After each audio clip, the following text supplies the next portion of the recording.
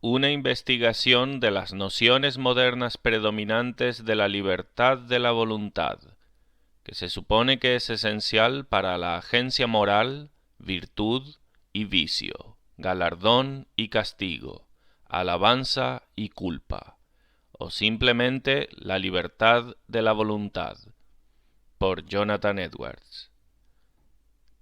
Primera parte, en donde son explicados y declarados varios términos y cosas concernientes al tema del discurso consiguiente. Primera sección, a respecto de la naturaleza de la voluntad. Tal vez pueda ser pensado que no hay necesidad de dedicarse a definir o describir la voluntad, pues esta palabra es generalmente entendida como cualquier otra palabra que podemos usar para explicarla. Y probablemente así sería si los filósofos, metafísicos y teólogos polémicos no hubieran oscurecido el asunto por las cosas que han dicho. Pero ya que es así, creo que puede ser útil, y tenderá una mayor claridad en el siguiente discurso, decir unas pocas cosas al respecto. Y por tanto, observo que la voluntad, sin ninguna refinación metafísica, es aquello por lo que la mente elige cualquier cosa. La facultad de la voluntad es ese poder o principio de la mente por el que es capaz de elegir. Un acto de la voluntad es lo mismo que un acto de elegir o elección. Si alguno piensa que una definición más perfecta de la voluntad, es decir, que es aquello por lo que el alma o elige o rechaza, me contento con eso, aunque creo que es suficiente decir que es aquello por lo que el alma elige. Pues en cada acto de la voluntad que sea, la mente elige una cosa en vez de otra. Elige alguna cosa en vez de lo contrario, o en vez de la falta o no existencia de esa cosa. Así que en cada acto de rechazo, la mente elige la ausencia de la cosa rechazada. La positiva y la negativa son puestas delante de la mente para que elija, y elige la negativa, y al hacer la mente su elección, en ese caso es propiamente el acto de la voluntad. La determinación de la voluntad entre las dos es una determinación voluntaria, pero eso es la misma cosa que hacer una elección. De modo que sea el nombre con el que llamemos al acto de la voluntad, elegir, rehusar, aprobar, desaprobar, gustar, disgustar, abrazar, rechazar, determinar, dirigir, ordenar, prohibir, inclinar o ser adverso, estar agradado o desagradado, todo puede reducirse a elegir. Para que el alma actúe voluntariamente, siempre ha de actuar de manera electiva. El señor Locke primero dice, la voluntad no significa nada más que un poder o habilidad para preferir o elegir. Y en la página precedente dice, la palabra preferir parece expresar mejor el acto de la volición, pero añade que, cito, no lo hace precisamente, pues aunque un hombre prefiera volar a andar, aún, ¿quién puede decir que lo quiera? Cierro cita. Pero la instancia que menciona no prueba que haya alguna cosa más en el querer, sino meramente preferir, pues debería ser considerado cuál es el objeto inmediato de la voluntad, con respecto a un hombre andar o cualquier otra acción externa, el cual no es ser removido de un lugar a otro, sobre la tierra o por el aire. Estos son objetos más remotos de preferencia, sino este y aquel ejercicio inmediato de la persona misma. La cosa optada o preferida, cuando un hombre quiere andar, no es ser removido a un lugar donde quisiera estar, sino tal ejercicio y movimiento de sus piernas y pies, etc., a fin de ello. Y el querer tal alteración en su cuerpo en el momento presente, no es nada más que su elección o preferencia de tal alteración en su cuerpo a tal momento, o su gusto mayor que el de abstenerse de hacer eso. Y Dios ha hecho y establecido de tal manera la naturaleza humana, el alma unida a un cuerpo en un estado apropiado, que cuando el alma prefiere y elige tal ejercicio inmediato o alteración del cuerpo, tal alteración se sigue instantáneamente. No hay nada más en las acciones de mi mente, de lo que esté consciente mientras camino, sino sólo mi preferencia o elección, por momentos sucesivos, de que haya tales alteraciones de mis sensaciones y movimientos externos, junto con una expectación concurrente habitual de que será así, habiendo hallado por experiencia que en tal preferencia inmediata, tales sensaciones y movimientos surgen real, instantánea y constantemente.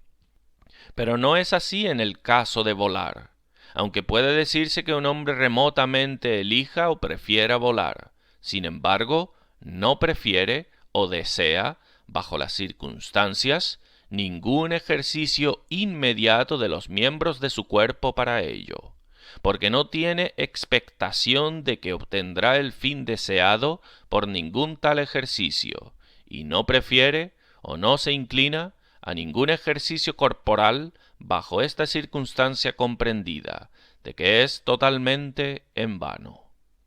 De modo que si cuidadosamente distinguimos los objetos apropiados de los varios actos de la voluntad, no aparecerá por esto, y tales ejemplos similares, que haya alguna diferencia entre volición y preferencia, o que el elegir lo más que le gusta, o estar agradado con una cosa, no son lo mismo que el querer esa cosa. Así, un acto de la voluntad es comúnmente expresado por el agrado de un hombre a hacer esto o aquello, y que un hombre hace como quiere y hace como le agrada, son en el habla común la misma cosa. El señor Locke, segundo, dice, cito, «La voluntad se distingue perfectamente del deseo, que en la misma acción puede tener una tendencia completamente contraria de la que nuestras voluntades nos establece. Un hombre, dice él, a quien no puedo negar, puede obligarme a usar persuasiones a otro, que al mismo tiempo que estoy hablando, puede no desear imponerse sobre él. En este caso, es claro que la voluntad y el deseo son contrarios». Cierro cita. No supongo que la voluntad y el deseo son palabras que tienen precisamente el mismo significado. La voluntad parece ser una palabra de un mayor significado general, extendiéndose a cosas presentes y ausentes. El deseo respecto a algo ausente. Puedo preferir mi situación y postura actual, supongamos sentarme, o tener mis ojos abiertos, y así lo puedo querer. Pero sin embargo, no puedo pensar que son tan distintos que propiamente puede decirse que son contrarios. Un hombre nunca, en ninguna instancia, quiere alguna cosa contrario a sus deseos, o desea alguna cosa contrario a su voluntad. El ejemplo anteriormente mencionado que el señor Locke produce no lo prueba. Una persona puede, en alguna consideración u otra, querer proferir hablas que tengan una tendencia a persuadir a otro, y aún puede desear que no le persuadan. Pero sin embargo, su voluntad y deseo no son contrarios en absoluto. La cosa que quiere es la misma cosa que desea, y no quiere una cosa y desea lo contrario, en ningún particular. En este ejemplo, no es cuidadosamente observado cuál es la cosa querida y cuál es la cosa deseada. Si lo fuera, se hallaría que la voluntad y el deseo no están en conflicto en lo más mínimo. La cosa querida en alguna consideración es proferir tales palabras, y ciertamente la misma consideración lo influye de que no desea lo contrario. Al considerar todas las cosas, elige proferir tales palabras, y no desea no proferirlas. Y así, cuanto a la cosa de la que el señor Locke habla que es deseado, a saber, que las palabras, aunque tienden a persuadir, no sean eficaces para ese fin, su voluntad no es contraria a esto. Él no quiere que sean eficaces, sino más bien quiere que no lo sean, como él desea. A fin de probar que la voluntad y el deseo pueden ser contrarios, debería ser mostrado que pueden ser contrarios el uno al otro en la misma cosa, o con respecto al mismísimo objeto de la voluntad o deseo.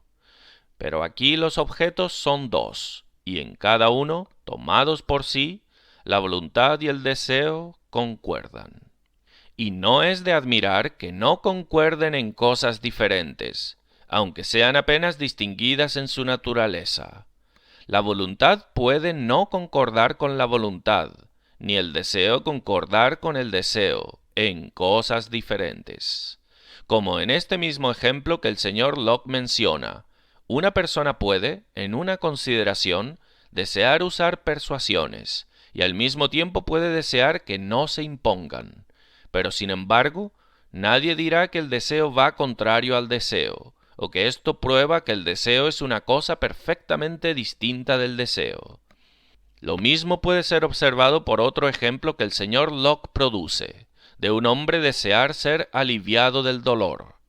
Pero para no residir más en esto, si el deseo y la voluntad, y si la preferencia y la volición son precisamente las mismas cosas, confío que será concedido por todos que en cada acto de la voluntad hay un acto de elección, que en cada volición hay una preferencia o una inclinación predominante del alma, por la que en ese instante está fuera de un estado de perfecta indiferencia con respecto al objeto directo de la volición, de modo que en cada acto o emprendida de la voluntad hay alguna preponderancia de la mente, en un sentido en vez de otro, y el alma preferiría haber hecho o hacer una cosa en vez de otra, o en vez de no haberla hecho o hacerla, y que donde no hay absolutamente ninguna preferencia o elección, sino un equilibrio perfecto,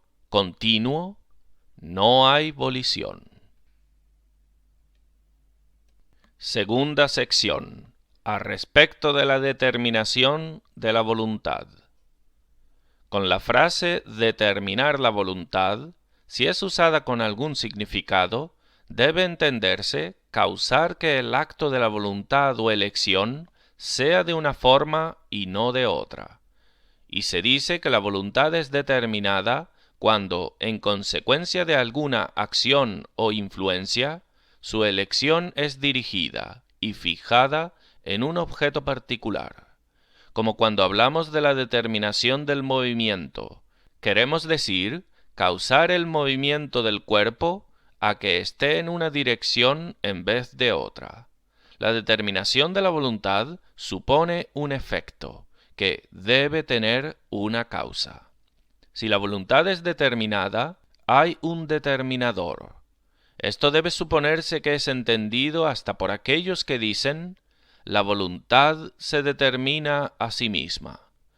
Si es así, la voluntad es tanto el determinador y determinado. Es una causa y produce efectos a sí misma, y es el objeto de su propia influencia y acción. Con respecto a esa gran pregunta, ¿qué es lo que determina la voluntad? Sería muy latoso e innecesario en este momento examinar todas las opiniones variadas que han sido expuestas a respecto del tema. Tampoco es necesario que entre en una discusión particular de todos los puntos debatidos en disputas sobre esta otra cuestión, de si la voluntad siempre sigue el último dictado del entendimiento.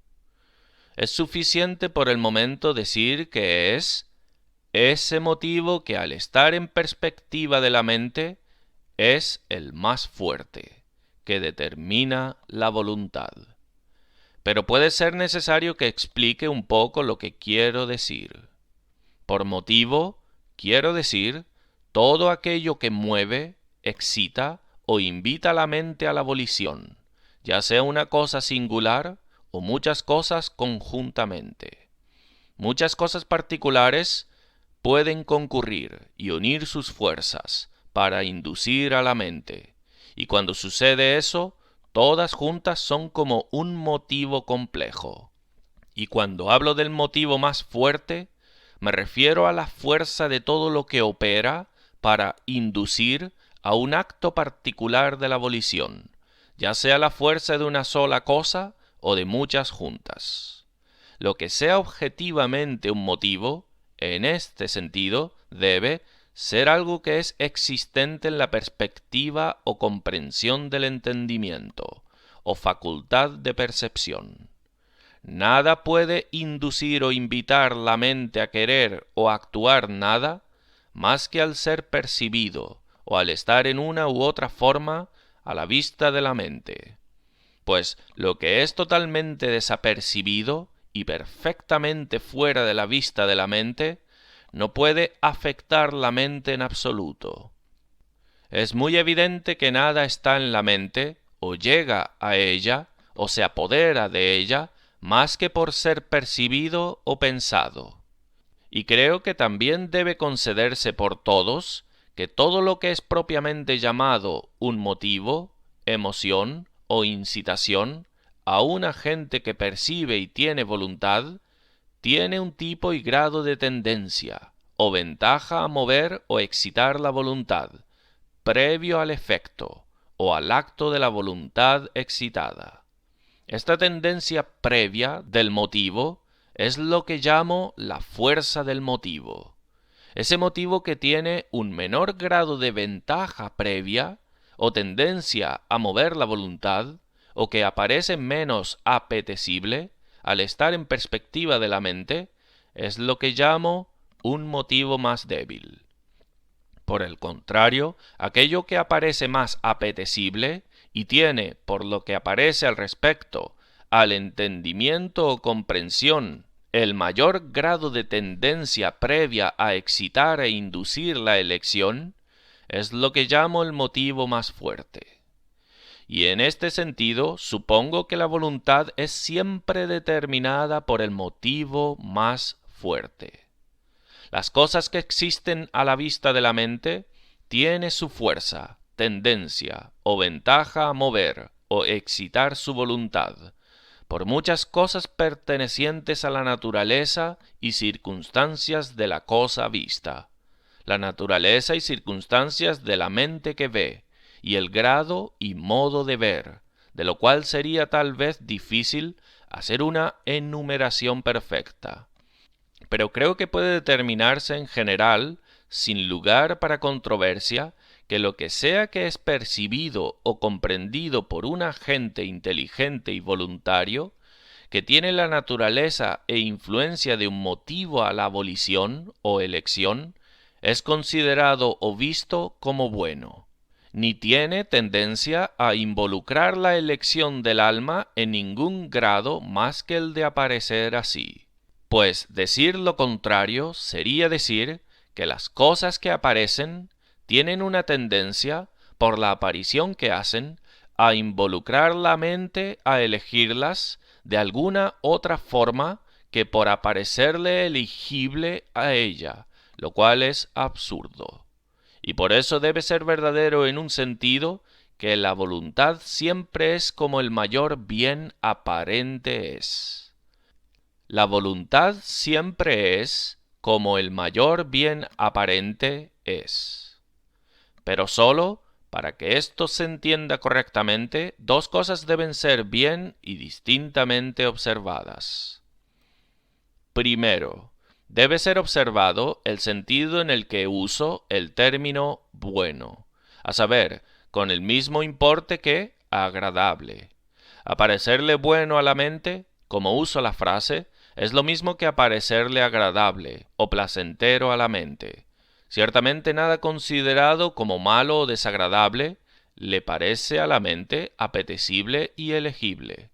Repito, nada considerado como malo o desagradable le parece a la mente apetecible y elegible, o que tienda a comprometer su inclinación y elección. Ni de hecho como indiferente, y tampoco agradable o desagradable.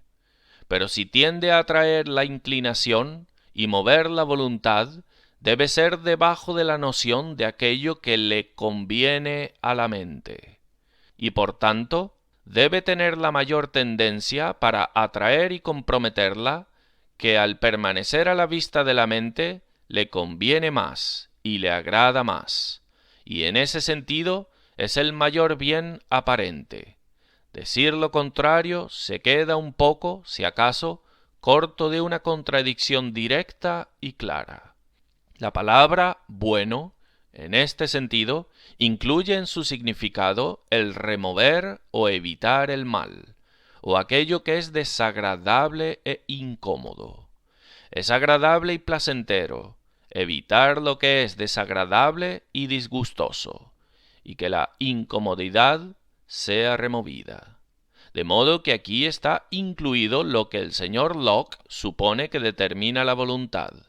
Pues cuando habla de que la comodidad determina la voluntad, debe ser entendido que supone que el fin u objetivo que gobierna en la volición o acto de preferencia es el evitar o el remover de esa incomodidad, y eso es lo mismo que elegir o buscar lo que es más cómodo y agradable. Segundo, cuando digo que la voluntad es como el mayor bien aparente, o, como lo he explicado, esa volición siempre tiene por su objeto la cosa que aparece más agradable, debe ser cuidadosamente observado, para evitar confusión y objeción innecesaria, que me refiero al objeto directo e inmediato del acto de la volición, y no a algún objeto al cual el acto de la voluntad sólo tiene una consideración indirecta y remota. Muchos actos de volición tienen alguna relación remota a un objeto, que es diferente de la cosa más inmediatamente querida y elegida.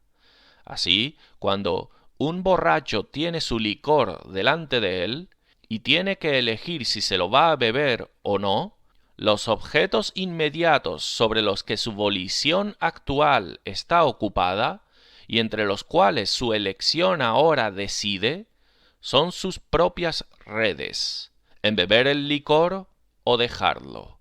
Y esto ciertamente será hecho según lo que, a la vista actual de su mente, habiéndolo observado todo, le es más agradable a él. Si elige beberlo y no dejarlo, entonces esta acción, a la vista de su mente, con todo lo que corresponde a su aparición ahí, le es más agradable y placentero que el dejarlo. Pero los objetos a los cuales este acto de volición pueden relacionarse más remotamente, y entre los cuales su elección puede determinar más indirectamente, son el placer actual que el hombre espera al beber y la miseria futura que juzga que será su consecuencia. Puede juzgar que esta miseria futura, cuando le venga, le será más desagradable y disgustosa que lo que sería el refrenarse de beber ahora. Pero estas dos cosas no son los propios objetos de los que el acto de la volición referido está ocupado ahora, pues el acto de la voluntad referido es a respecto de beber en el presente o abstenerse de beber. Si quiere beber, entonces beber es el propio objeto del acto de su voluntad, y beber, en alguna u otra consideración, ahora le aparece más agradable a él, y le conviene más. Si elige refrenarse, entonces refrenarse es el objeto inmediato de su voluntad, y le es más placentero. Si en la elección que hace en el caso prefiere un placer presente antes que una ventaja futura, que juzga que le será mayor cuando le venga, entonces un placer menor presente le aparece más agradable a él que una ventaja mayor lejana. Si por el contrario una ventaja futura es preferida, entonces eso le aparece más agradable y le conviene más. Y así aún la volición actual es como el mayor bien aparente es en el presente. He preferido elegir expresarme así, que la voluntad siempre es como el mayor bien aparente, o como lo que le aparece más agradable, que decir que la voluntad es determinada por el mayor bien aparente, o por lo que le parece más agradable, porque aparecer más agradable a la mente y el preferir de la mente parecen ser sólo un poco distintos. Si se insiste en una propiedad estricta de hablar, puede ser más apropiadamente dicho que la acción voluntaria, la cual es la consecuencia inmediata de la elección de la mente, es determinada por aquello que aparece más agradable que la elección misma. Pero esa volición misma es siempre determinada por aquello en o acerca de la vista de la mente del objeto, que hace que aparezca más agradable. En o acerca de la vista de la mente del objeto, porque lo que influye a que un objeto en vista sea agradable, no es sólo lo que aparece en el objeto visto, sino también el modo de ver y el estado y circunstancias de la mente que ve. Enumerar particularmente todas las cosas que atañen a la vista de la mente de los objetos de la volición, que tienen influencia en su aparición agradable a la mente, sería una cuestión de no poca dificultad, y podría requerirse un tratado por sí solo, y no es necesario para mi propósito actual. Por tanto, solo mencionaré algunas cosas generales. Primero, una cosa que hace a un objeto propuesto a la elección agradable es la naturaleza aparente y circunstancias del objeto. Y hay varias cosas de este tipo, que tienen influencia en hacer que el objeto sea más o menos agradable, como primero que aquello que aparece en el objeto hace que le sea bello y placentero, o deformado y molesto a la mente, viéndolo como es en sí. Segundo, el grado aparente de placer o molestia acompañando al objeto, o su consecuencia. Tales concomitantes y consecuencias, vistas como circunstancias del objeto, deben ser consideradas como perteneciéndoles, y por así decirlo, como partes de sí, al estar en la mente un objeto propuesto de elección. Tercero, el estado aparente del placer o molestia que aparece con respecto a la lejanía de tiempo, o estando más cerca o más lejos. Es una cosa en sí agradable a la mente tener placer rápidamente y desagradable tenerlo retrasado. De modo que si hay dos grados iguales de placer en la mente, y todas las otras cosas son iguales, pero uno es contemplado cercano y el otro lejano, el más cerca aparecerá más agradable, y así será elegido. Porque aunque el agrado de los objetos sean exactamente iguales, vistos en sí, aún no al ser vistos en sus circunstancias.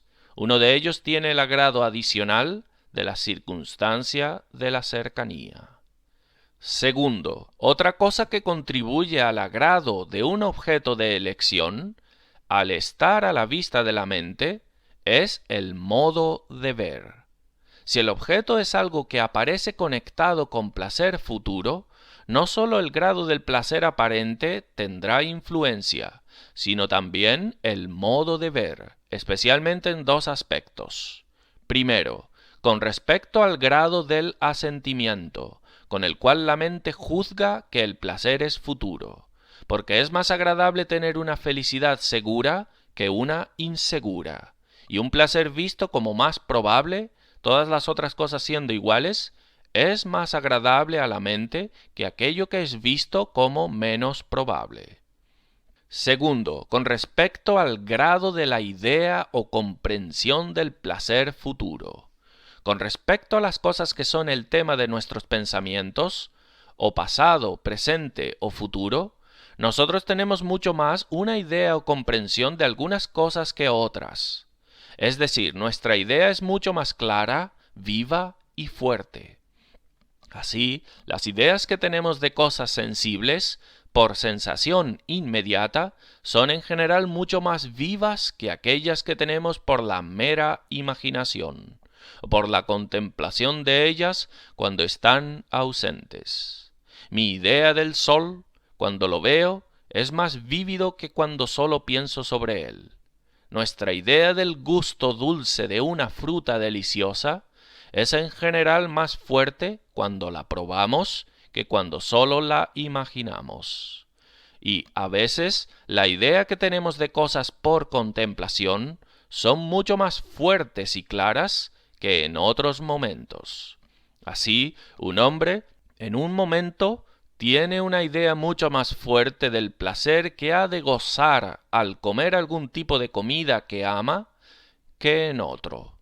Ahora, la fuerza de la idea o el sentido que los hombres tienen del bien o mal futuro es una cosa que tiene mucha influencia en sus mentes para ejercer la volición.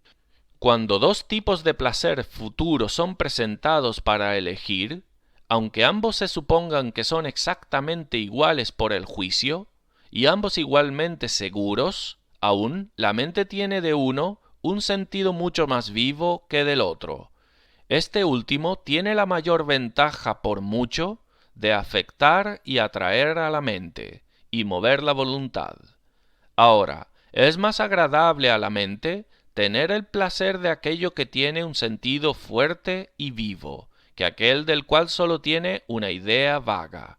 La vista del anterior viene acompañado del apetito más fuerte, y la mayor inquietud viene acompañada de su falta. Y es agradable a la mente que la inquietud sea removida, y que el apetito sea gratificado. Y si varios gozos futuros son presentados juntamente, como competidores para la elección de la mente, algunos de ellos juzgados mayores y otros menores, la mente también al tener una idea más viva del bien de algunos y de otros menos, y algunos son vistos con mayor seguridad o probabilidad que otros, y esos gozos que aparecen más agradables en uno de estos aspectos aparecen menos así en otros, en este caso, todas las otras cosas siendo iguales, el agrado de un objeto propuesto de elección será en un grado de alguna manera compuesto del grado del bien supuesto por el juicio, el grado de probabilidad o seguridad aparente de ese bien, y el grado de la vivacidad de la idea de la mente que tiene de ese bien, porque todo junto concurre para constituir el grado en el cual el objeto aparece en el momento agradable. Porque todo junto concurre para constituir el grado en el cual el objeto aparece en el momento agradable, y de manera correspondiente la volición será determinada. Puedo observar además que el estado de la mente que ve un objeto propuesto de elección es otra cosa que contribuye al agrado o desagrado de ese objeto.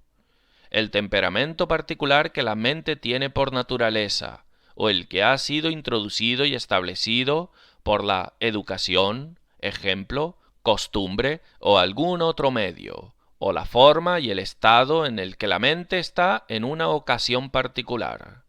Ese objeto que aparece agradable en una, no lo es en otra, y el mismo objeto no siempre aparece igualmente de agradable a la misma persona en momentos diferentes.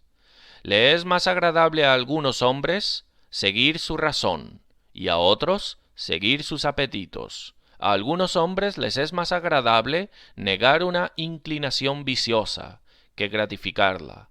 A otros les gusta más gratificar los apetitos más viles. Le es más desagradable a algunos hombres que a otros contrarrestar una resolución anterior. En estos aspectos y muchos otros que podrían ser mencionados, cosas diferentes serán más agradables a diferentes personas. Y no solo eso, sino a las mismas personas en momentos diferentes. Pero posiblemente es innecesario mencionar el estado de la mente como una base del agrado de objetos distintos de los otros dos mencionados antes, a saber, la naturaleza aparente y circunstancias de los objetos vistos, y el modo de ver. Probablemente, si consideramos estrictamente el asunto, el temperamento y estado diferente de la mente no hace alteración cuanto al agrado de objetos, más que por hacer que los objetos mismos aparezcan de manera diferente bellos o deformados, acompañándoles placer o dolor aparente. Y como hace que el modo de ver sea diferente, hace que la idea de belleza o deformidad, placer o inquietud sea más o menos viva. Sin embargo, creo que es cierto que la volición, en ninguna instancia que pueda ser mencionada, es diferente del mayor bien aparente, en la manera en que ha sido explicado. La elección de la mente nunca se aparta de aquello que, en el momento y con respecto de los objetos directos e inmediatos de la decisión, le aparece más agradable y placentero, habiendo considerado todas las cosas. Si los objetos inmediatos de la voluntad son las propias acciones de un hombre, entonces esas acciones que le aparecen más agradables, él las quiere. Si le es más agradable ahora, considerando todas las cosas, caminar, entonces ahora quiere caminar. Si le es ahora de todo lo que en el momento le aparece más agradable hablar, entonces él elige hablar. Si le conviene más guardar silencio, entonces elige guardar silencio. Seguramente no hay dictado más claro y más universal del sentido y experiencia de la humanidad que cuando los hombres actúan voluntariamente y hacen lo que le placen, entonces hacen lo que les conviene más, o lo que les es más agradable. Decir que ellos hacen lo que les place, pero aún no lo que les es agradable, es la misma cosa que decir que hacen lo que le placen, pero no actúan su placer. Y eso es decir que ellos hacen lo que le placen y sin embargo no hacen lo que le placen. Por estas cosas aparece que en un sentido la voluntad siempre sigue el último dictado del entendimiento. Pero entonces el entendimiento debe ser tomado en un sentido mayor, incluyendo toda la facultad de percepción o comprensión, y no meramente lo que es llamado razón o juicio. Si por el dictado del entendimiento se quiere decir lo que la razón declara que es mejor, o para la mayor felicidad de la persona, teniendo en cuenta toda su duración, no es verdad que la voluntad siempre sigue el último dictado del entendimiento. Tal dictado de la razón es un asunto muy diferente de las cosas apareciendo ahora más agradables. Todas las cosas siendo puestas juntas que pertenecen a las percepciones actuales de la mente en cualquier respecto.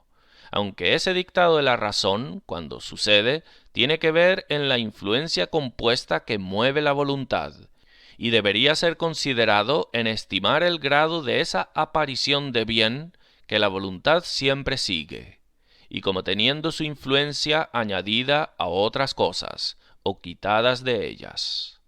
Cuando tal dictado de la razón concurre con otras cosas, entonces su peso es añadido a ellas, puestos en la misma escala. Pero cuando es contra ellas, es como un peso en la escala opuesta, resistiendo la influencia de otras cosas. Sin embargo, su resistencia es a menudo vencida por el peso mayor de ellas, y así el acto de la voluntad es determinado en oposición a ella. Estas cosas pueden servir, espero, en alguna medida, para ilustrar y confirmar la posición establecida en el comienzo de esta sección, a saber, que la voluntad es siempre determinada por el motivo más fuerte, o por lo que la mente ve que tiene el mayor grado de tendencia previa a excitar la volición. Pero sea que haya estado tan feliz de explicar correctamente la cosa en la que consiste la fuerza de motivos, o no, aún mi fallo en esto no derrotará la posición misma, que lleva mucho de su propia evidencia consigo, y es un punto de principal importancia para el propósito del discurso consiguiente. Y la verdad de eso espero que aparezca con gran claridad, antes que haya terminado con lo que tengo que decir sobre el tema de la libertad humana. Tercera sección. A respecto del significado de los términos necesidad, imposibilidad, inhabilidad, etc., y de contingencia. Las palabras necesario, imposible, etc., son muy usadas en controversias sobre el libre arbitrio y la agencia moral, y por tanto el sentido en el cual son usadas debería ser claramente entendido. Aquí puedo decir que una cosa es, entonces, necesaria cuando debe ser, y no puede ser de lo contrario. Pero esto no sería propiamente una definición de la necesidad, más de lo que expliqué la palabra debe, por la frase de que hay una necesidad. Las palabras debe, puede y no puede necesitan ser explicadas tanto como las palabras necesario e imposible, exceptuando que las anteriores son palabras que en la vida más temprana usamos más comúnmente.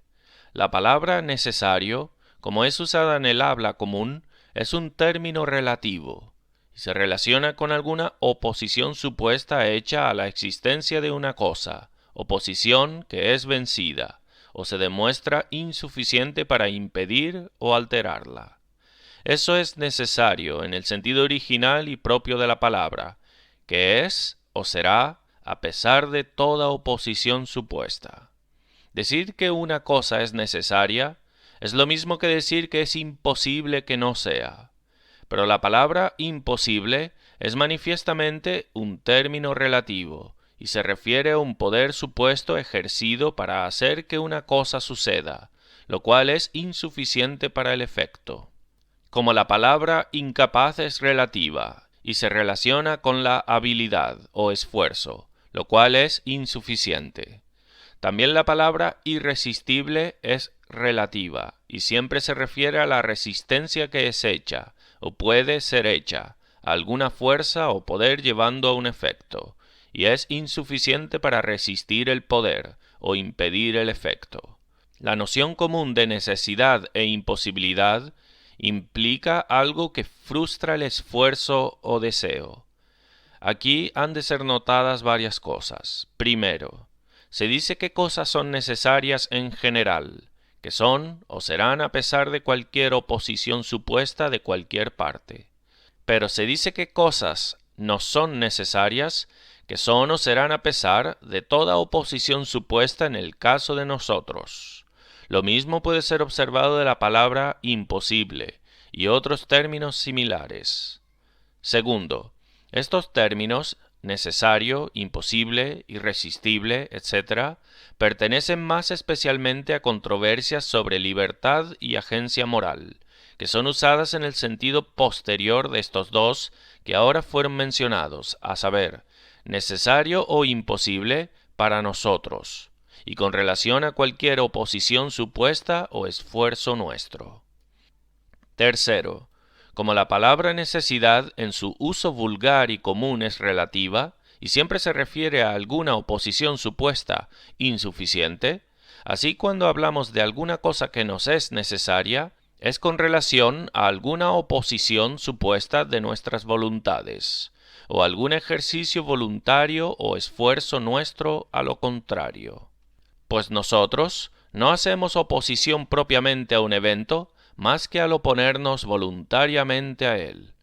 Se dice que cosas son lo que deben ser, o que necesariamente son, cuanto a nosotros, cuando ellas son o serán, aunque deseemos o nos esforcemos por lo contrario, o intentemos evitar o remover su existencia. Pero tal oposición nuestra siempre consiste o implica oposición de nuestras voluntades. Es manifiesto que palabras y frases como esas, usadas vulgarmente, son entendidas en esta manera. Se dice que una cosa es necesaria cuando no podemos evitarla, sea lo que hagamos. De modo que se dice que alguna cosa es imposible para nosotros cuando la queremos hacer o quisiéramos que suceda y la esforzamos, o al menos se supone que la desea y la busca. Pero todos nuestros deseos y esfuerzos son o serían vanos. Y se dice que es irresistible aquello que vence toda nuestra oposición, resistencia y esfuerzo a lo contrario.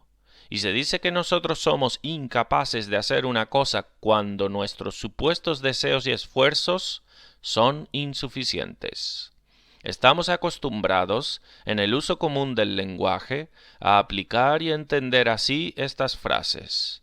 Crecemos con tal hábito, que por el uso diario de estos términos desde nuestra infancia son fijados y establecidos, de manera que la idea de una relación a una voluntad supuesta, deseo y esfuerzos nuestros es fuertemente conectado con estos términos, cuando sea que oigamos las palabras usadas. Tales ideas y estas palabras están tan asociadas que inevitablemente van de la mano, una sugiere la otra, y nunca pueden fácilmente separarse mientras vivamos. Y aunque usemos las palabras como términos de arte, en otro sentido, sin embargo, a no ser que seamos sumamente prudentes, insensiblemente caeremos en su uso vulgar, y así aplicaremos las palabras en una manera muy inconsistente, lo cual nos engañará y confundirá en nuestros razonamientos y discursos, incluso cuando pretendamos usarlas como términos de arte. Cuarto, por lo que ha sido observado, se sigue que cuando estos términos necesario, imposible, irresistible, incapaz, etc., son usados en casos en los que ninguna voluntad insuficiente es supuesta o puede suponerse, pero la misma naturaleza del caso supuesto mismo excluye cualquier oposición, voluntad o esfuerzo, entonces no son usados en su significado propio. La razón es manifiesta. En tales casos no podemos usar las palabras con referencia a una oposición supuesta, voluntad o esfuerzo.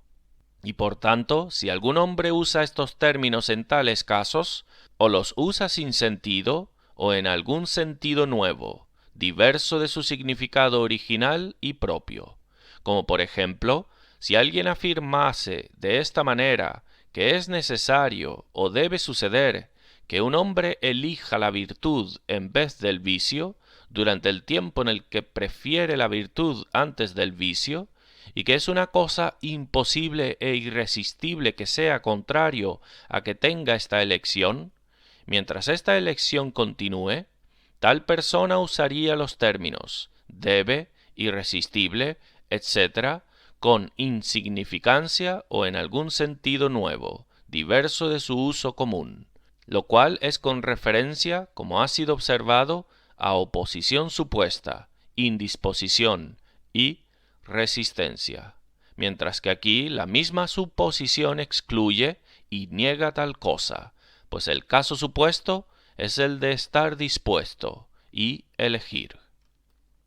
Quinto, por lo que ha sido dicho aparece que estos términos, necesario, imposible, etc., son a menudo usados por filósofos y metafísicos en un sentido muy diverso de su significado común y original, pues ellos los aplican a muchos casos en los cuales ninguna oposición es supuesta. Así, ellos los usan con respecto a la existencia de Dios antes de la creación del mundo, cuando no había otro ser, con relación a muchas de las disposiciones y actos del ser divino, tales como su amor a sí mismo, su amor a la justicia, odiar el pecado, etc. Así, los aplican a muchos casos de las inclinaciones y acciones de seres creados inteligentes, en los que toda oposición de la voluntad es excluida en la misma suposición del caso. Necesidad metafísica o filosófica no es nada diferente de su certeza. No hablo ahora de la certeza del conocimiento, sino de la certeza que hay en las cosas mismas, lo cual es el fundamento de la certeza del conocimiento, o aquello en lo que está la base de la infalibilidad de la proposición que la afirma. Lo que a veces es dado como la definición de la necesidad filosófica, a saber, aquello por lo cual una cosa no puede ser, o por lo que no puede ser lo contrario, carece de ser una explicación apropiada de eso, por dos consideraciones. Primero, las palabras puede o no puede necesitan ser explicadas tanto como la palabra necesidad. y la anterior bien puede ser explicada por la posterior, como la posterior por la anterior. Así, si alguien nos preguntase qué queremos decir cuando decimos que una cosa no puede sino ser, podemos explicarnos diciendo que debe necesariamente ser así, al igual que explicar la necesidad diciendo que es aquello por lo que una cosa no puede sino ser. Y en segundo lugar, esta definición está sujeta a la gran inconveniencia anteriormente mencionada. Las palabras no puede o incapaz son propiamente relativas y tienen relación con el poder ejercido o que puede ser ejercido a fin de la cosa referida. A lo cual, como ahora he observado, la palabra necesidad, como es usada por filósofos, no hace referencia. La necesidad filosófica no es realmente nada más que la conexión completa y fijada entre las cosas entendidas por el sujeto y predicado de una proposición, que afirma que algo es verdad. Cuando hay tal conexión, entonces la cosa afirmada en la proposición es necesaria, en un sentido filosófico, sea que se suponga alguna oposición o esfuerzo contrario o no. Cuando el sujeto y el predicado de la proposición, que afirma la existencia de alguna cosa o sustancia, cualidad, acto o circunstancia, tienen una conexión completa y cierta, entonces la existencia o ser de esa cosa se dice que es necesaria en un sentido metafísico. Y en este sentido uso la palabra necesidad en el siguiente discurso, cuando me esfuerce en probar que la necesidad no es inconsistente con la libertad. El sujeto y el predicado de una proposición que afirma la existencia de algo puede tener una conexión completa, fija y cierta de varias maneras. Primero, pueden tener conexión completa y perfecta en sí mismos y de sí mismos, porque puede implicar una contradicción o absurdo gordo no suponerlos conectados. Así, muchas cosas son necesarias en su propia naturaleza. Así, la existencia natural del ser, generalmente considerado, es necesario en sí mismo, porque sería en sí el mayor absurdo negar la existencia del ser en general, o decir que había un nada absoluto y universal, y por así decirlo, la suma de todas las contradicciones, como podría ser mostrado si este fuera el lugar apropiado para ello, de modo que la infinitud de Dios y otros atributos son necesarios. Así, es necesario en su propia naturaleza que 2 más 2 sean 4, y es necesario que todas las líneas rectas dibujadas desde el centro de un círculo a la circunferencia sean iguales. Es necesario, adecuado y conveniente que los hombres hagan a los demás como quisieran que ellos les hiciesen a ellos. Así, innumerables verdades metafísicas y matemáticas son necesarias en sí mismas. El sujeto y el predicado de la proposición que las afirma están perfectamente conectados de sí mismos. Segundo, la conexión del sujeto y predicado de una proposición que afirma la existencia de algo puede ser fija y hecha cierta, porque la existencia de esa cosa ya ha sucedido, y o ahora es o ha sido, y así, como si fuera, ha certificado su existencia. Y por tanto, la proposición que afirma su existencia presente y pasada puede por este medio ser hecha cierta, y necesariamente e inalterablemente verdadera. El evento pasado ha fijado y decidido el asunto cuanto a su existencia, y ha hecho imposible que la existencia no sea verdaderamente predicada. Así, la existencia de lo que ya haya sucedido se ha vuelto ahora necesario, se ha vuelto imposible que sea lo contrario de verdadero, que tal cosa ha sido. Tercero, el sujeto y predicado de una proposición que afirma que algo es, puede tener una conexión real y cierta consecuentemente. Y así la existencia de la cosa puede ser consecuentemente necesaria, puesto que puede estar segura y firmemente conectada con algo más, que es necesario en uno de los respectos anteriores, puesto que o está completa y totalmente conectado con aquello que es absolutamente necesario en su propia naturaleza, o con algo que ya ha recibido y hecho segura su existencia. Esta necesidad está o puede ser explicada en la conexión de dos o más proposiciones de la una con la otra. Cosas que están perfectamente conectadas con otras cosas que son necesarias, ellas mismas son necesarias, por una necesidad de consecuencia. Y aquí puede ser observado que todas las cosas que son futuras, o que más tarde empezarán a ser, que puede decirse que son necesarias solo en esta última manera. Su existencia no es necesaria en sí misma, pues si lo fuera siempre habrían existido.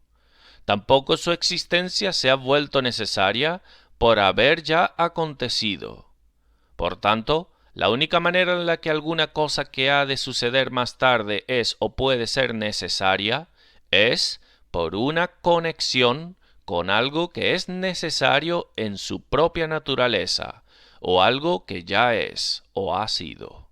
De modo que al suponerse una, la otra ciertamente se seguirá. Y esta también es la única manera en que todas las cosas pasadas, exceptuando aquellas que eran desde la eternidad, podrían ser necesarias antes de que sucedieran. Y por eso, la única manera en la que algún efecto o evento o cualquier cosa que haya tenido o tendrá un comienzo, ha venido a la existencia necesariamente, o más tarde necesariamente existirá. Y por tanto, esta es la necesidad que especialmente pertenece a las controversias sobre los actos de la voluntad. Puede ser de alguna utilidad en estas controversias observar al respecto de la necesidad metafísica, que conforme a la distinción antes observada de la necesidad, como es vulgarmente entendida, puede decirse que cosas son necesarias o con una necesidad general o particular. Puede decirse que una cosa es necesaria con una necesidad general cuando, habiendo considerado todas las cosas, hay un fundamento para la certeza de su existencia, o cuando en la vista más general y universal de las cosas, el sujeto y el predicado de la proposición, que afirma su existencia, aparecería con una conexión infalible. Un evento o la existencia de una cosa puede decirse que es necesaria con una necesidad particular cuando nada que pueda ser considerado en o sobre una persona, cosa o tiempo altera el caso en absoluto cuanto a la certeza de un evento o la existencia de una cosa, o pueda ser de alguna consideración en absoluto en determinar la infalibilidad de la conexión del sujeto y el predicado en la proposición que afirma la existencia de las cosas. De modo que todo es lo mismo, cuanto a esa persona o cosa, al menos en ese momento, como si la existencia fuera necesaria con una necesidad que es más universal y absoluta. Así, hay muchas cosas que le suceden a personas particulares, en la existencia de las cuales la voluntad de ellas no tiene ninguna relación, al menos en ese momento, que, si son necesarias o no, con respecto a las cosas en general, aún les son necesarias a ellos, y con respecto a cualquier volición suya en ese momento, ya que impiden todos los actos de la voluntad sobre el asunto. Tendré ocasión de aplicar esta observación a instancias particulares en el siguiente discurso. Si las mismas cosas que son necesarias con una necesidad particular no son también necesarias con una necesidad general, puede ser un asunto de futura consideración. Sea como eso sea, no altera el caso cuanto a la utilidad de esta distinción de los tipos de necesidad. Estas cosas pueden ser suficientes para la explicación de los términos necesario y necesidad, como términos del arte, y como a menudo son usados por metafísicos y escritores controvertidos en teología, en un sentido diverso y más extensivo que el de su significado original, en el lenguaje común que fue explicado antes. Lo que ha sido dicho para mostrar el significado de los términos necesario y necesidad puede ser suficiente para la explicación de los términos opuestos, imposible e imposibilidad, pues no hay diferencia, sino sólo los posteriores son negativos y los anteriores positivos. Imposibilidad es lo mismo que necesidad negativa, o una necesidad que una cosa no sea, y es usado como un término del arte en una diversidad similar del significado original y vulgar a la necesidad. Lo mismo puede ser observado respecto de las palabras incapaz e inhabilidad. Ha sido observado que estos términos, en su uso original y común, tienen relación con la voluntad y esfuerzo, supuestos en el caso, e insuficiente para hacer que suceda la cosa querida y esforzada. Pero como estos términos son a menudo usados por filósofos y teólogos, especialmente escritores sobre controversias sobre el libre arbitrio, son usados en un sentido muy diferente y mucho más extenso, y son aplicados a muchos casos en los que ninguna voluntad o esfuerzo para que la cosa suceda es o puede ser supuesta, como las palabras necesario, imposible, incapaz, etc., son usadas por escritores polémicos en un sentido diverso de su significado común. Lo mismo ha sucedido con el término contingente. Se dice que alguna cosa es contingente o que sucede por casualidad o accidente, en el significado original de tales palabras, cuando su conexión con sus causas o antecedentes, según el curso establecido de las cosas, no es discernido. Y así es de lo que no tenemos medios de prever. Y especialmente se dice que alguna cosa es contingente o accidental con respecto a nosotros, cuando sucede sin nuestro conocimiento previo, y aparte de nuestro plan y alcance. Pero la palabra contingente es usada mucho en un sentido muy diferente, no por aquello cuya conexión con las series de cosas no podemos discernir, como para prever el evento, sino por algo que no tiene absolutamente ninguna base o razón previa con la cual su existencia tenga alguna conexión fija y cierta. Cuarta sección.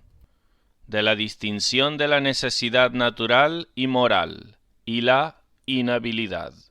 Esa necesidad que ha sido explicada, consistiendo en una conexión infalible de las cosas entendidas por el sujeto y predicado de una proposición, de la manera en que los seres inteligentes están sujetos a ella, es distinguida entre necesidad moral y natural. Ahora no indagaré si esta distinción es una distinción apropiada y perfecta, sino sólo explicaré cómo son entendidos estos dos tipos de necesidad, como los términos son a veces usados, y como son usados en el siguiente discurso.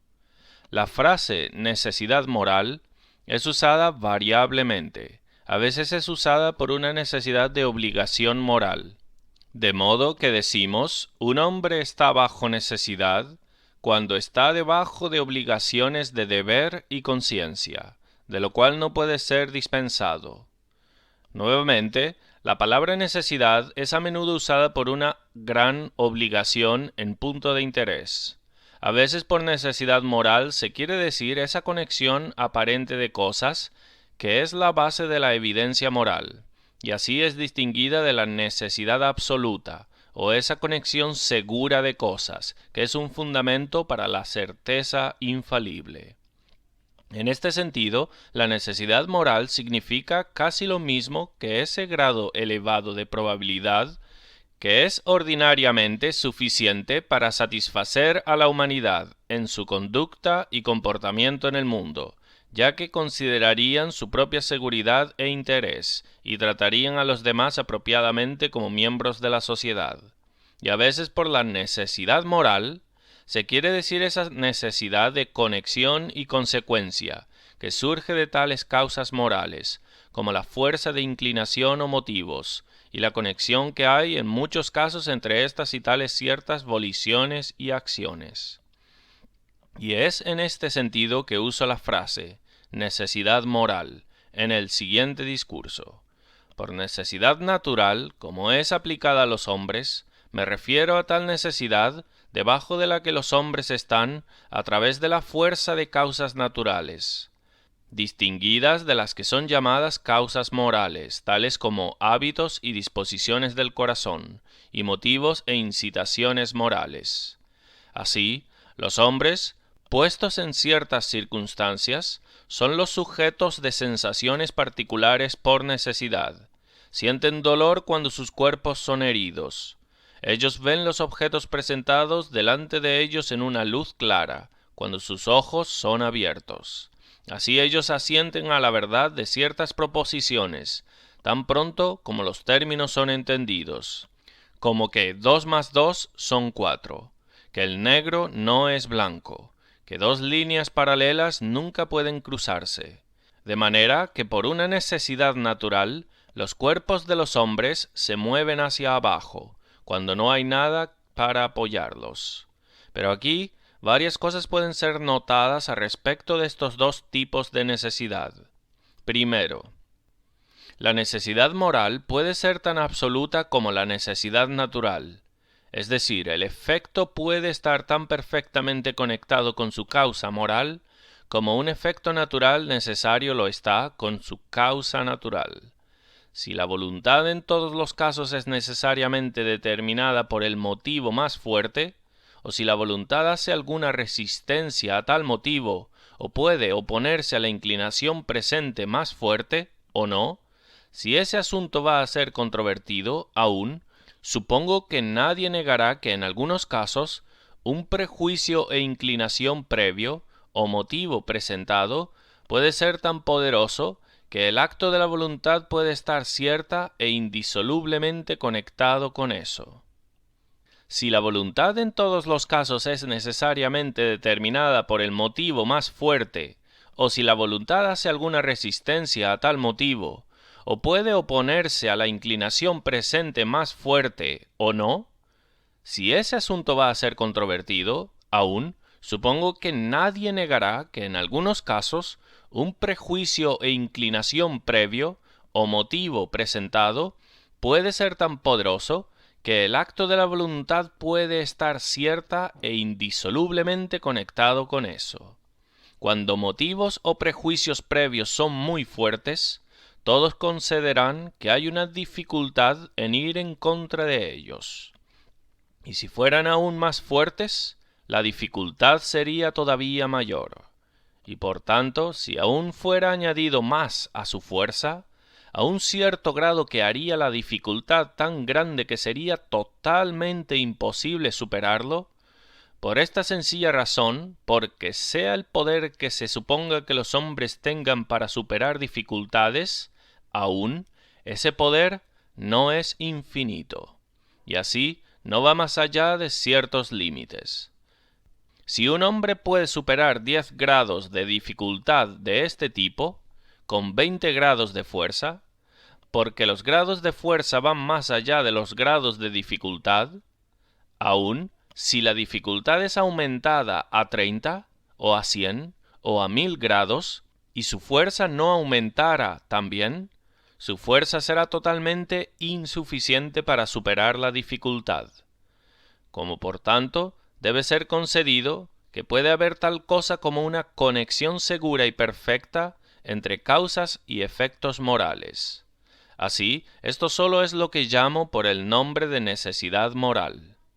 Segundo, cuando uso esta distinción de necesidad moral y natural, no quisiera ser entendido que supongo que si alguna cosa sucede por el tipo anterior de necesidad, la naturaleza de cosas no está relacionada en eso, al igual que en el posterior. No pretendo determinar que cuando un hábito o motivo moral es tan fuerte que el acto de la voluntad infaliblemente se sigue, esto no se deba a la naturaleza de las cosas. Pero los términos natural y moral son aquellos por los que estos dos tipos de necesidad han sido generalmente llamados, y deben ser distinguidos por algunos nombres, pues hay una diferencia entre ellos, que es muy importante en sus consecuencias. Esta diferencia, sin embargo, no está tanto en la naturaleza de la conexión, como en los dos términos conectados. La causa con la cual el efecto está conectado es de un tipo particular, a saber, aquello que es de una naturaleza moral, o alguna disposición previa habitual, o algún motivo exhibido al entendimiento. Y el efecto también es de un tipo particular, siendo del mismo modo de una naturaleza moral, consistiendo en alguna inclinación o volición del alma, o acción voluntaria. Supongo que la necesidad, que es llamada natural, en distinción de la necesidad moral, es llamada así porque la mera naturaleza, como la palabra es usada vulgarmente, es concernida sin nada de elección. La palabra naturaleza es usada a menudo en oposición a la elección, no porque la naturaleza no tenga de hecho nada que ver en nuestra elección, pero probablemente porque primero obtenemos nuestra noción de la naturaleza por ese curso obvio de eventos que observamos en muchas cosas donde nuestra elección no tiene incumbencia, y especialmente en el mundo material, que en muchísimas partes fácilmente percibimos que está en un curso establecido. El orden determinado y modo de sucesión es muy aparente, pero donde no discernimos fácilmente la regla y conexión, aunque haya una conexión, según una ley establecida, verdaderamente aconteciendo, entendemos el modo del evento por algún otro nombre. Incluso en muchas cosas que son vistas en el mundo material e inanimado, que no suceden obviamente según ningún curso establecido, los hombres no llaman al modo del evento por el nombre de naturaleza, sino por tales nombres como accidente, casualidad, contingencia, etc.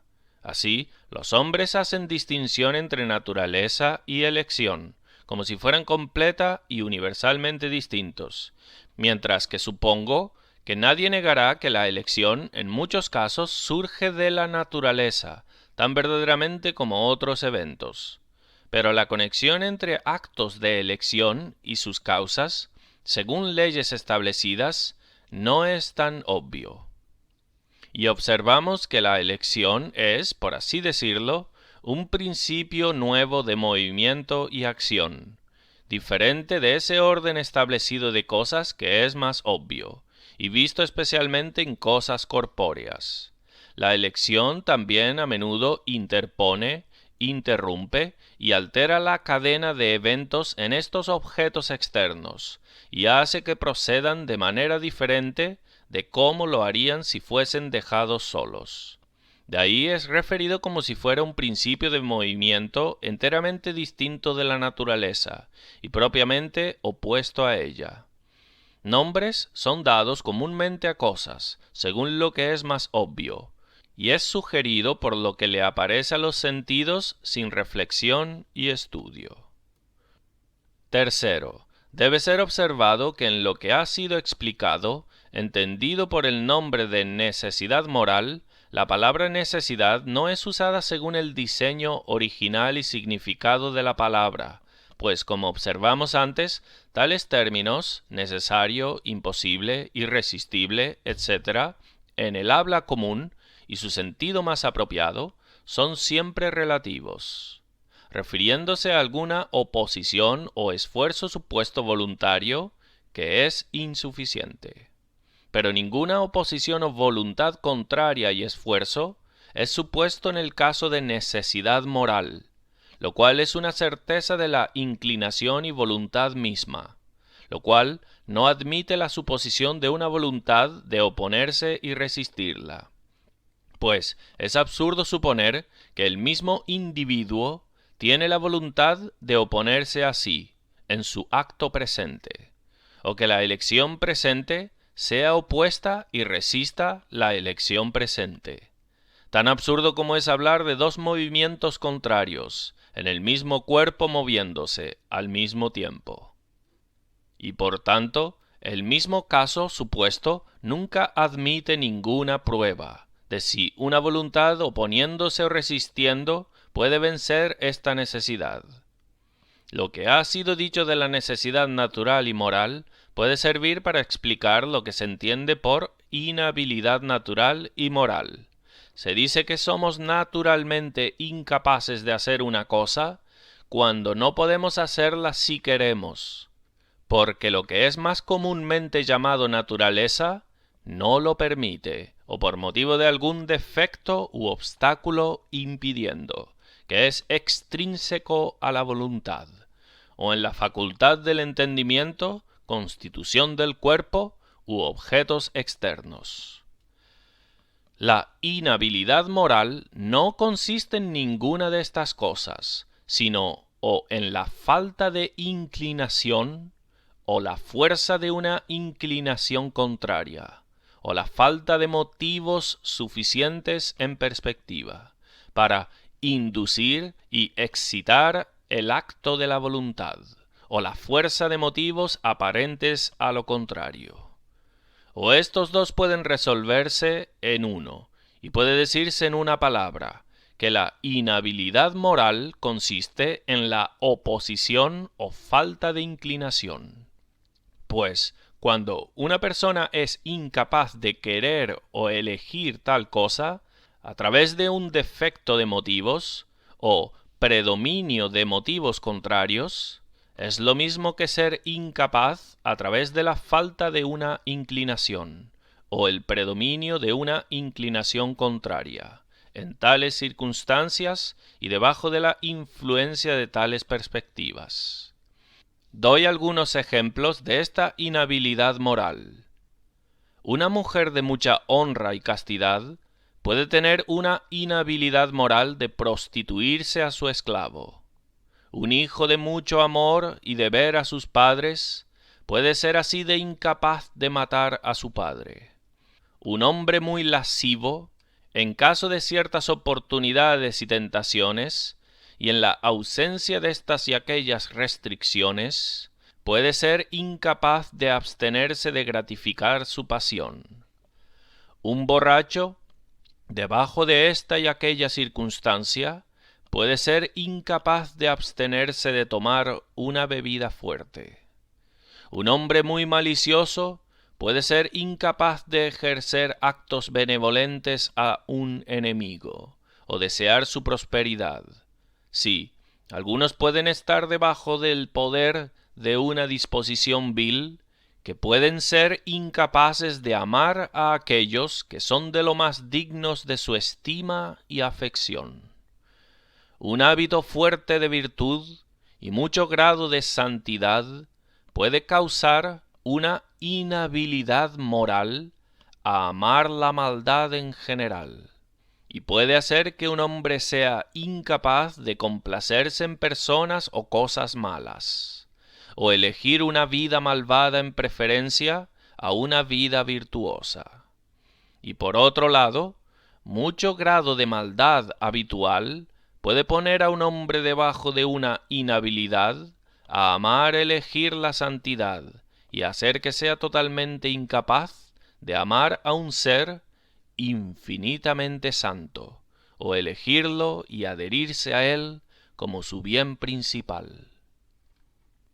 Aquí puede ser útil observar esta distinción de la inhabilidad moral, a saber, de aquello que es general y habitual, y aquello que es particular y ocasional. Por una inhabilidad moral general y habitual, me refiero a una inhabilidad en el corazón, a todos los ejercicios o actos de la voluntad de ese tipo, por una inclinación fija y habitual, o un defecto habitual y determinado, o falta de un cierto tipo de inclinación. Así, un hombre muy malévolo puede ser incapaz de ejercer tales actos de benevolencia que otro, que está lleno de bondad, comúnmente ejerce. Y un hombre cuyo corazón está habitualmente vacío de gratitud, puede ser incapaz de ejercer actos de gratitud, por ese defecto determinado de una inclinación de gratitud. Por inhabilidad particular y ocasional, me refiero a una inhabilidad de la voluntad o corazón a un acto particular, por la fuerza o defecto de motivos presentes, o de incitaciones presentadas a la vista del entendimiento en esta ocasión. Si es así, que la voluntad es siempre determinada por el motivo más fuerte, entonces siempre debe tener una inhabilidad en este sentido posterior, a actuar contrario a cómo lo hace, no siendo posible en ningún caso que la voluntad en el presente vaya en contra del motivo que ahora tiene, habiendo considerado todas las cosas, la mayor ventaja para inducirla. El anterior de estos tipos de inhabilidad moral es muy comúnmente llamado por el nombre de inhabilidad, porque la palabra en su significado más apropiado y original respecta a algún defecto determinado, y esto, especialmente, obtiene el nombre de inhabilidad también por otra cuenta, porque, como antes fue observado, la palabra inhabilidad en su uso original y más común es un término relativo y respecta a la voluntad y esfuerzo supuesto en el caso e insuficiente para hacer que suceda la cosa deseada y esforzada. Ahora, puede haber más de una aparición y sombra de esto, con respecto a los actos que surgen de un hábito fijado y fuerte, que otros que surgen sólo por ocasiones y causas transitorias. En verdad, la voluntad y esfuerzo en contra, o diverso de actos presentes de la voluntad, no son en ningún caso supuestos, sean esos actos ocasionales o habituales, pues eso sería suponer que la voluntad en el presente es diferente de lo que en el presente es. Pero sin embargo puede haber una voluntad y esfuerzo en contra de actos futuros de la voluntad, o voliciones que probablemente acontecerán, visto desde lejos. No es una contradicción suponer que los actos de la voluntad en un momento pueden ser contrarios a los actos de la voluntad en otro momento, y puede haber deseos y esfuerzos para evitar o excitar actos futuros de la voluntad, pero tales deseos y esfuerzos son, en muchos casos, insuficientes y vanos por una fijeza del hábito. Cuando la ocasión vuelve, la fuerza del hábito vence y desconcierta toda esa oposición. En este respecto, un hombre puede estar en esclavitud miserable y cautiverio a un hábito fuerte, pero puede ser comparativamente fácil hacer una alteración con respecto a tales actos futuros, que son sólo ocasionales y transitorios, porque la ocasión o causa transitoria, si es prevista, puede a menudo ser fácilmente prevenida o evitada.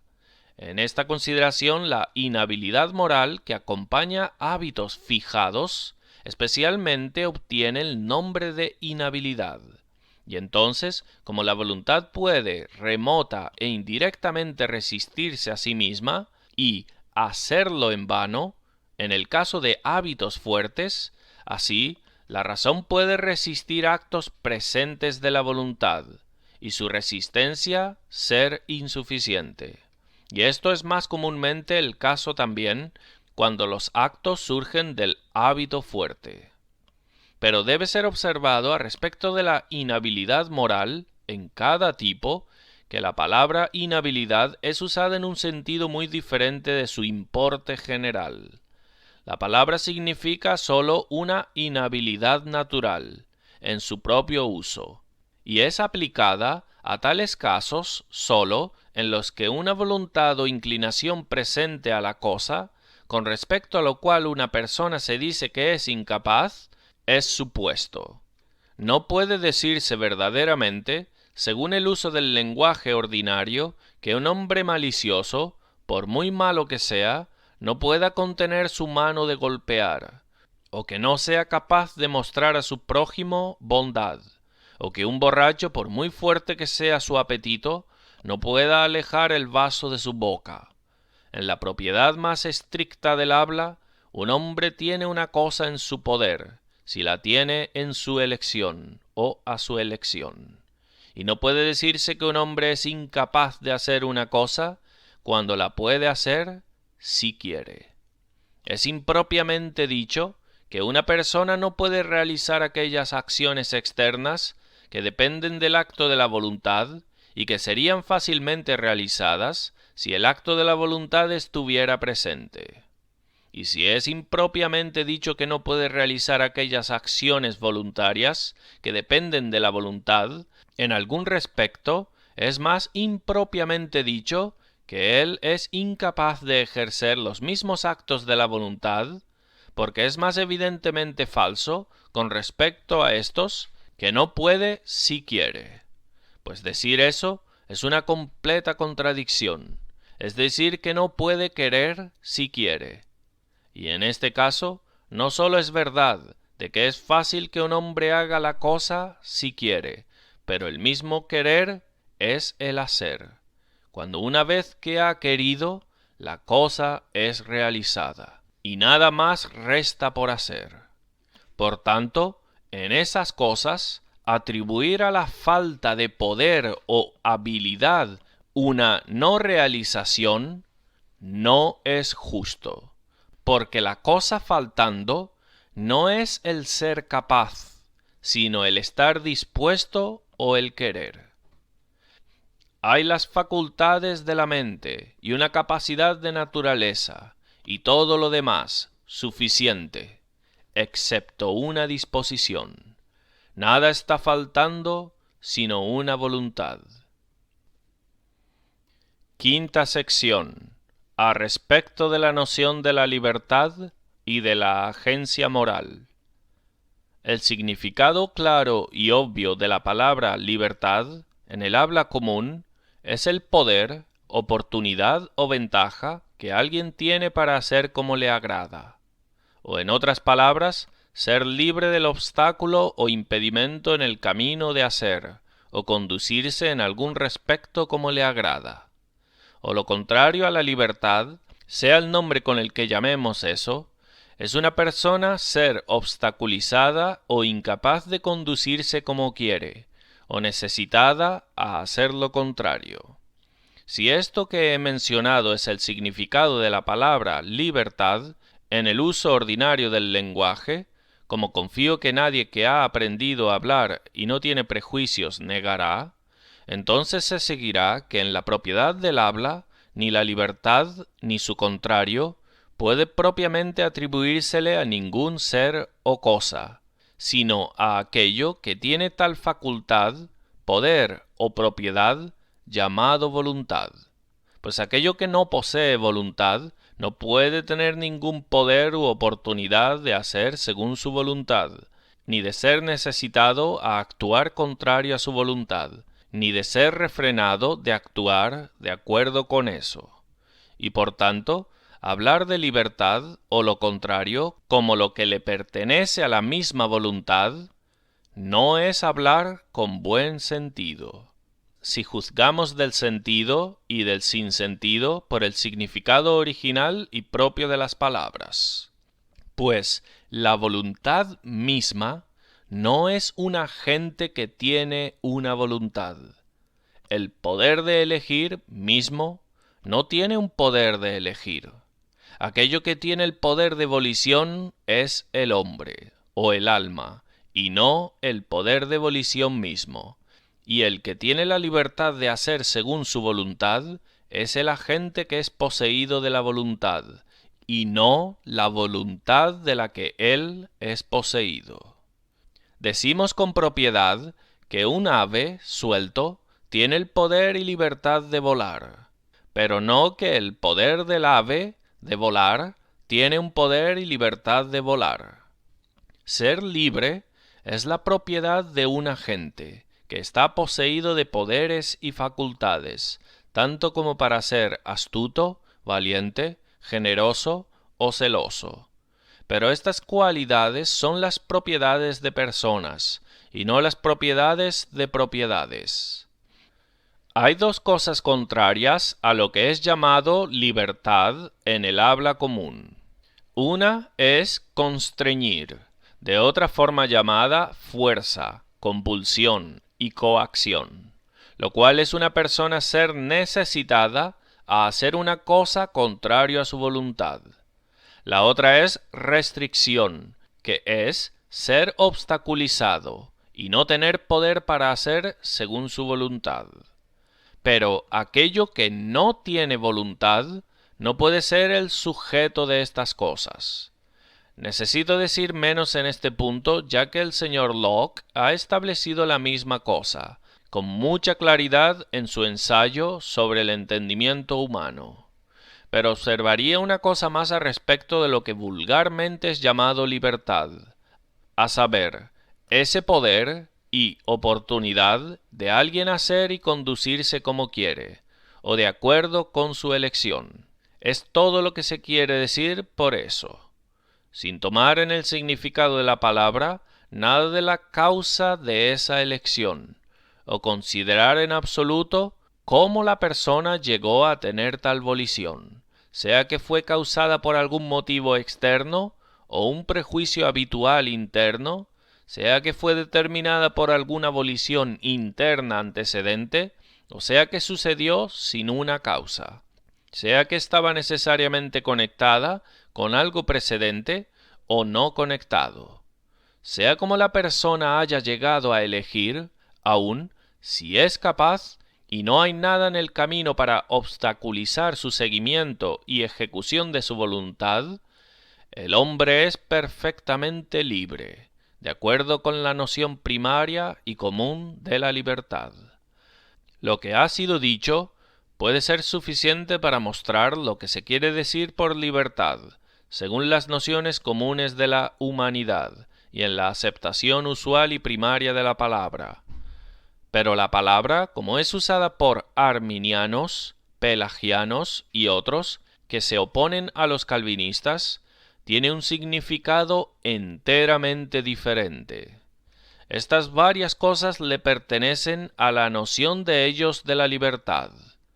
Primero, que consiste en un poder de autodeterminación en la voluntad, o una cierta soberanía que la voluntad tiene sobre sí misma y sus propios actos, por la que determina sus propias voliciones, de modo que no dependen sus determinaciones de ninguna causa fuera de sí, ni determinada por nada previo a sus propios actos.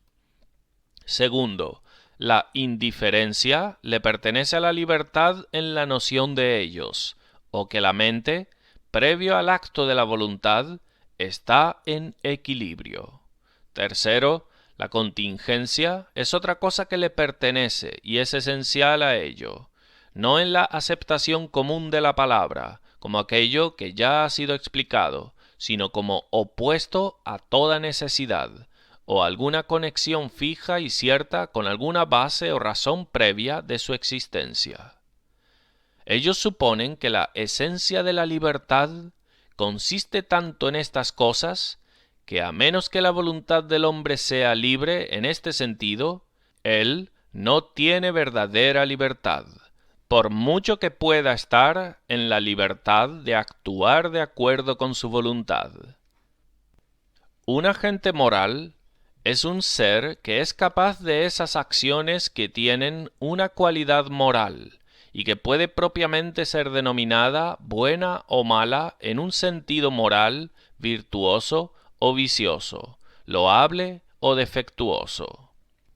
A la agencia moral le pertenece una facultad moral, o sentido de bien y mal moral, o de tal cosa como merecimiento o dignidad, o alabanza o culpa, recompensa o castigos, y una capacidad que un agente tiene de ser influido en sus acciones por incitaciones o motivos morales, exhibidos a la vista del entendimiento y razón, por comprometerla a una conducta conforme a la facultad moral. El sol es muy excelente y beneficioso en sus acciones e influencia sobre la tierra, en calentarla y hacer que produzca su fruto, pero no es un agente moral. Su acción, aunque buena, no es virtuosa o meritoria. El fuego que se desata en una ciudad y consume gran parte de ella es muy dañoso en su operación, pero no es un agente moral. Lo que hace no es defectuoso o pecaminoso, o merecedor de algún castigo. Los animales brutos no son agentes morales. Las acciones de algunos de ellos son muy beneficiosos y agradables, otros son muy dañosos. Sin embargo, no tienen facultad moral o sentido de merecimiento, y no actúan por elección guiada por el entendimiento, o con una capacidad de razonar y reflexionar, sino sólo por el instinto, y no son capaces de ser influidos por incitaciones morales. Sus acciones no son propiamente pecaminosas o virtuosas, ni son propiamente los sujetos a ningún trato moral por lo que hacen, como los agentes morales lo son por sus faltas o buenas obras. Aquí puede ser notado que hay una diferencia circunstancial entre la agencia moral de un gobernante y un súbdito. La llamo circunstancial porque yace solo en la diferencia de incitaciones morales, por las que son capaces de ser influidos, surgiendo de la diferencia de circunstancia.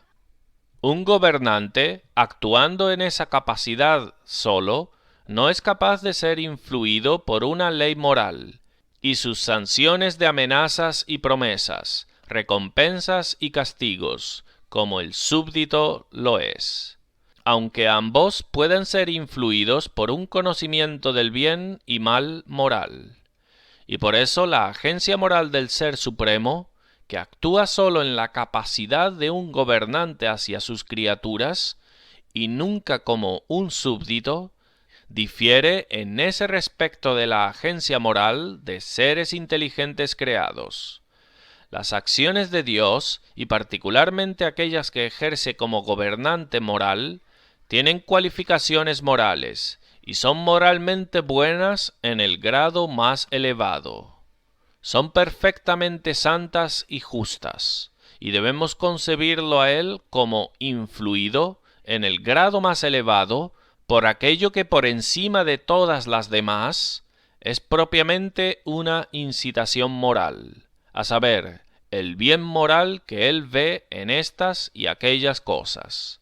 Y por tanto, él es, en el sentido más propio, un agente moral, la fuente de toda habilidad moral y agencia, la fuente y regla de toda virtud y bien moral. Aunque por razón de ser supremo sobre todo, no es posible que él esté debajo de la influencia de la ley o mandamiento, promesas o amenazas, recompensas o castigos, consejos o advertencias. Las cualidades esenciales de un agente moral están en Dios, en la mayor perfección posible, tales como entendimiento para percibir la diferencia entre el bien y el mal moral, una capacidad de discernir esa dignidad y de mérito moral, por la cual algunas cosas son dignas de alabanza, otras merecedoras de culpa y castigo, y también una capacidad de elección, y elección guiada por el entendimiento, y un poder de actuar de acuerdo con su elección o agrado, y ser capaz de hacer aquellas cosas que son en el sentido más elevado dignas de alabanza. Y en esto consiste muchísimo esa imagen de Dios en la que hizo al hombre, de la que leemos en Génesis 1, 26 y 27, y capítulo 9, 6. por lo cual Dios distinguió al hombre de los animales, a saber, en aquellas facultades y principios de naturaleza, por los que es capaz de agencia moral. En esto consiste muchísimo la imagen natural de Dios, mientras que la imagen espiritual y moral, en la que el hombre fue al principio hecho, consistía en aquella excelencia moral con la cual fuera dotado.